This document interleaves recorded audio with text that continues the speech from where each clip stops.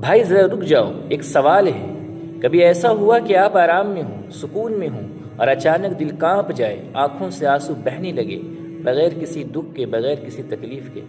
اگر نہیں ہوا تو آئیے میں ایک واقعہ سناتا ہوں، جس میں ایک صحابی ہیں حضرت عبداللہ بن رواحہ رضی اللہ تعالیٰ عنہ، کہ ایک دن آپ اپنی بیوی کے گود میں سر رکھ کر آرام فرما رہے تھے، گھر کا ماحول پرسکون تھا، کوئی غم نہیں، کوئی پریشانی نہیں۔ اچانک کیا ہوا کہ حضرت عبداللہ بن رواحہ رضی اللہ تعالیٰ عنہ زور زور سے رونے لگے۔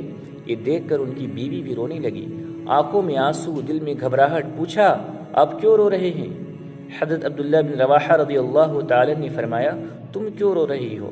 بیوی نے کہا، آپ کو روتا دیکھا تو میرا دل بھی بھر آیا۔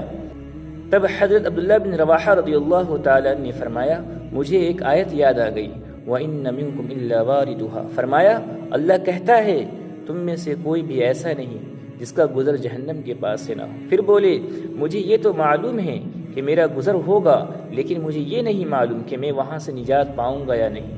بس اس خوف نے مجھے رلا دیا۔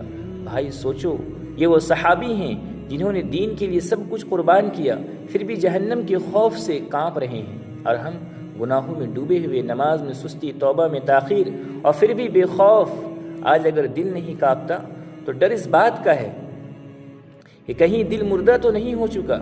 اللہ ہمیں انجام سے پہلے جاگنے کی توفیق عطا فرمائے، آمین رب العالمین۔